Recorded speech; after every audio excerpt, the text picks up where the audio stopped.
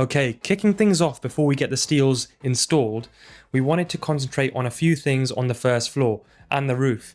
So with the first floor, what we wanted to do is add some PIR insulation. As you can see, this is the perimeter insulation on the external walls. Now, previously there was roll insulation installed on these external walls, which wouldn't achieve the right U value. And as you can see here, we wanted to achieve the highest U value for today's standards. You can see all the old insulation here. We're kind of clearing this all out, and we're also stripping away the floor of the first floor. Now, two reasons for this. One, we're not going to need this. We're installing a new tongue groove chipboard floor. Two, it reduces the weight, so it's easier to install the steels. Also, all old tiles off because we're renewing those too.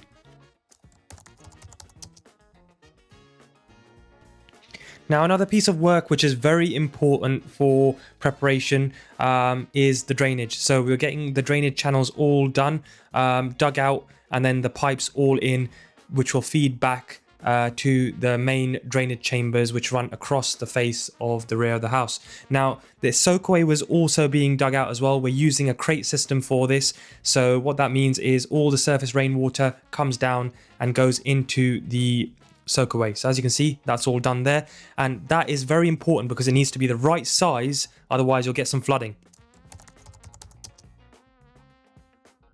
Okay, I've just placed the order for the steels. We're 3 days away from them being delivered now, so there's a few things we've got to take into contention. Weather hasn't been the best. We've had sunshine, but we've also had overcast and a bit of rain as well, so that might delay the installation of the steels. What I wanted to touch on was just a few things on how we're going to actually get these steels erected. Now, there's a few different ways. We've got the genies, which will help position them in place in the right areas and lift them.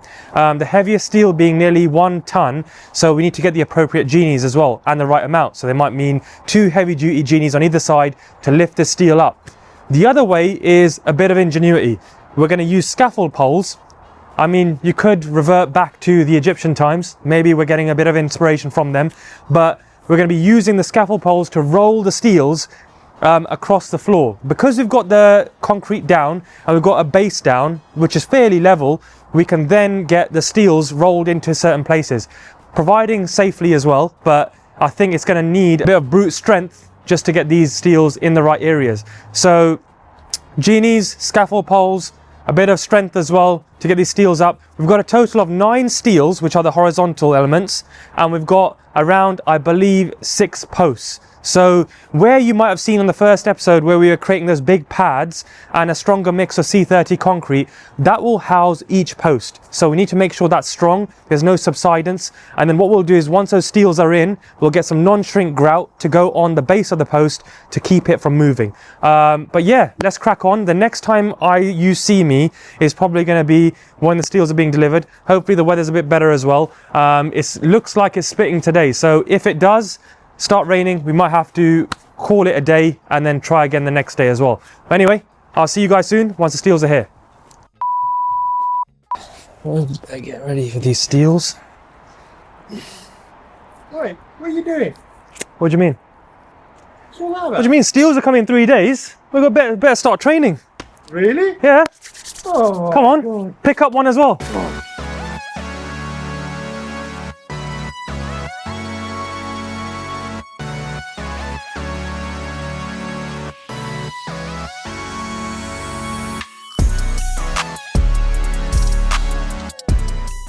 So we've spread the steels out. Some are being dotted about. You see some columns here. Some of the other steels are the rest of the ground floor area. We try to put them in the rough locations that they're going. So when the genies arrive, it's just easier. I mean, when you're working with 700, 800 kilos, it's a bit of a nightmare if you have to haul them from one area to the other.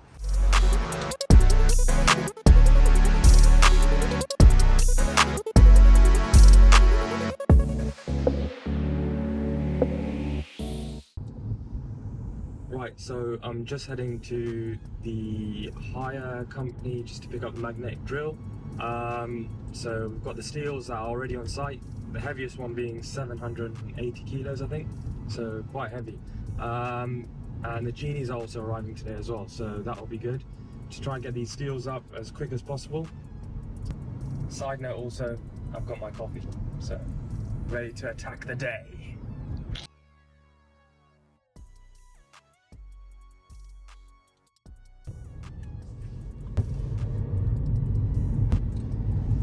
Right, we are here.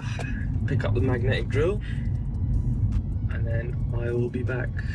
Don't know where to park. Just chuck it anywhere, I suppose. It doesn't really matter, does it? Oh, actually, just in case you're wondering what this is my uniform.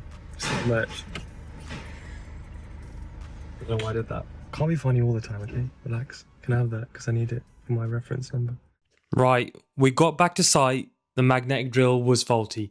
Now, I wasn't going to travel another hour and get another drill. So what we thought was we're going to use a cordless. Yes, you heard it right, a cordless drill.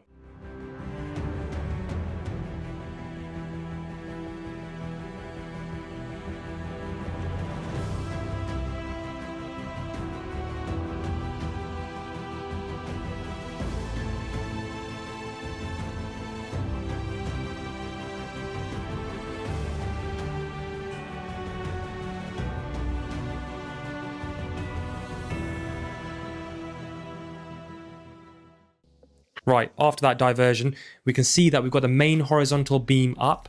We've also got the posts that are basically supporting that on either side as well. This was a very heavy beam. This steel here is the one we had to make the holes for, because this is going to be sitting on top of another beam, as you can see there. Now, it was raining as well on some of the days, so we did have to slow down because of health and safety. We can't be working in the rain. You can't be slipping with 800 kilos on top of you. But the work was going well. We were also building here a pillar.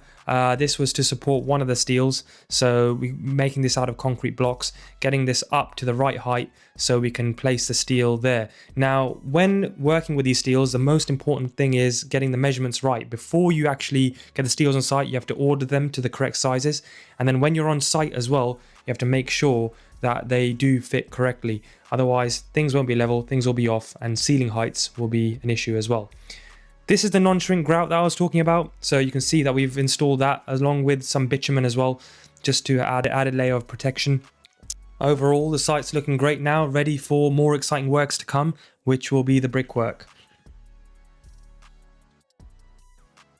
Okay guys, so the steels are now in. So we've got the 3D render, which I'll just overlay now. You can see what it should look like and what we've created. So we've essentially had to overlay some of the steels together. The magnetic drill, unfortunately, once we brought it from hire over to the site and it didn't work. So we had to reinvent how we're gonna get this done. So we'd used a cordless drill to get the holes done. It did take a bit longer, but it saved us a journey of traveling another hour and back just to get another magnetic drill on hire. So I'm going to show you now what the steels look like, and we're going to be ready for the brickwork next, which is exciting. You can see the shell go up and the house take shape.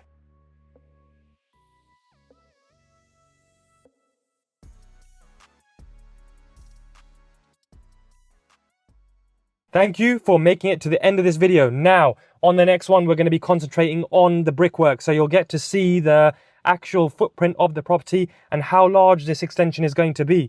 Remember to like, comment, subscribe, share, and view this video.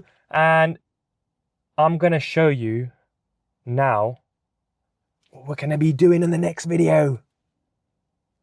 The brickwork. I don't know why I do this, but anyway, just bear it. All right. Hopefully see you in the next one. Thank you very much, guys.